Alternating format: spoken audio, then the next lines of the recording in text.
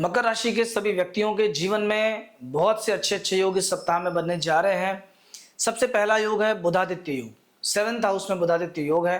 सातवां अगर व्यापार का होता है, इसका अर्थ है व्यापार का चमकना, व्यापार से लाभ मिलना।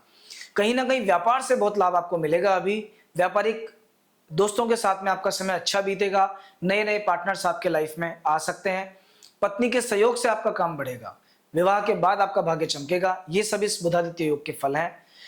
कहीं ना कहीं व्यापार के मामले में ये योग अच्छे फल देने वाला है। मान सम्मान तो बढ़ेगा ही बढ़ेगा, पर आपके बिजनेस में प्रॉफिट बढ़ेगा। जो व्यापार काफी समय से लॉस में चल रहा था, इस वीक में और इस आने वाले 1-2 महीने में थोड़ा सा मूवमेंट आपको देखने को मिलेगा। दूसरा जो इंपॉर्टेंट योग बनता है बृहस्पति और शुक्र का योग। दो ग्रह एक साथ, दोनों एक देव गुरु हैं और एक दैत्य गुरु हैं, दोनों ही गुरु हैं।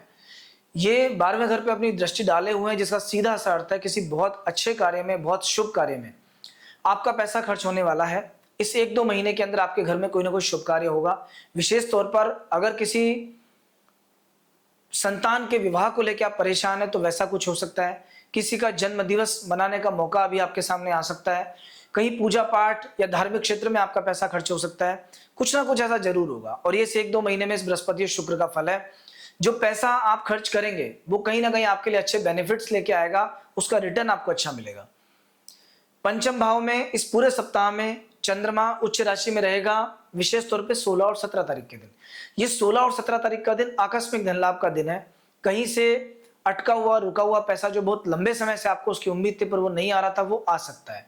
किसी ऐसे व्यक्ति से मुलाकात हो सकती है जो आपके लिए फाइनेंशियली बेनिफिशियल हो। आप देख सकते हैं चंद्रमा और राहु का एक योग धन के स्थान में बनता है। हालांकि देखिए, चंद्रमा राहु जब भी साथ होते हैं, ओवर थिंकिंग से व्यक्ति परेशान रहता है। बहुत ज्यादा सोचना नहीं है। सप्ताह की शुरुआत में कोई परेशानी आपके सामने आएगी। पारिवारिक समस्या हो सकती है, कोई मित्र के साथ समस्या हो सकती है, दूसरे की समस्या को आप अपना समझ सकते हैं और उसके कारण आप परेशान रह सकते हैं। तो किसी भी परेशानी को ज्यादा बड़ा आपको नहीं मानना है और बहुत ज्यादा नहीं सोचना है। नींद पे फोकस कीजिए। नींद का सिस्टम थोड़ा सा गड़बड़ अभी आपका हो सकता है। सप्ताह में जैसे आगे बढ़ेंगे अपन, 12 और 13 तारीख, इन 2 दिनों के अंदर शनि और चंद्रमा का योग आपके प्रश्न इस गोचर काल में रहेगा। इस योग के कारण व्यक्ति के सामने स्ट्रेस का माहौल आता है। यदि मानसिक चिंताएं आपको रहती है, मेंटल स्ट्रेस अक्सर रहता है, डिप्रेशन के आप पेशेंट हैं, तो कहीं ना कहीं ये समय बेहद खराब है। आपको बहुत ध्यान रखना पड़ेगा, नहीं तो कोई ना कोई ऐसी सिचुएशन बन सकती है कि कोई स्ट्रोक, ऐसा मेंटल डिजीज का या डिप्रेशन का आपके सामने आ जाए।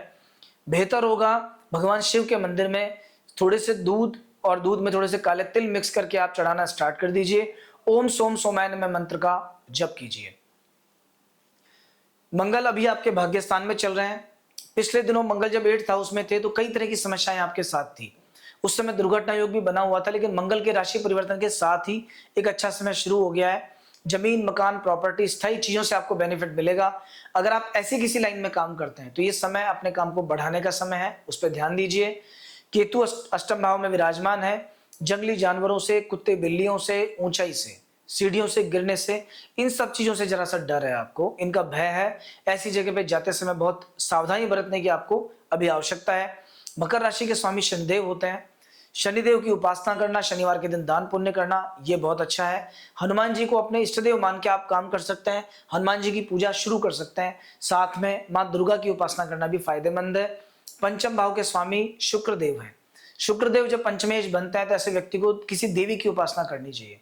माँ दुर्गा की उपासना कर सकते हैं या अन्य किसी भी देवी की उपासना कर सकते हैं। कवच, अर्गला, कीलक में से कोई चीज पढ़ना शुरू कर दो। आपके जीवन में बहुत ही पॉजिटिव चेंजेस आना शुरू हो जाएंगे। इस पूरे वीक में 14 तारीख और 15 तारीख, ये 2 दिन ऐसे हैं जब आपको बहुत ध्यान देना है। इन 2 दिनों में सावधानी बरतना। किसी काम में फालतू पैसा मत लगा देना, किसी को ज्यादा उधार मत दे देना। ये 2 दिन सावधानी के हैं। ट्रैवल कहीं मत जाना, गलत व्यक्तियों के साथ में संगति नहीं करना, नहीं तो आप फंस जाएंगे, वो बच जाएंगे। सप्ताह का जो शुरुआती दिन है 11 तारीख का दिन और 12 तारीख का दिन, ये 2 दिन बहुत खास हैं। ऐसा कोई भी काम जो काफी लंबे समय से अटका हुआ है वो इन 2 दिनों में कीजिए, उसका फल आपको अच्छा मिलेगा।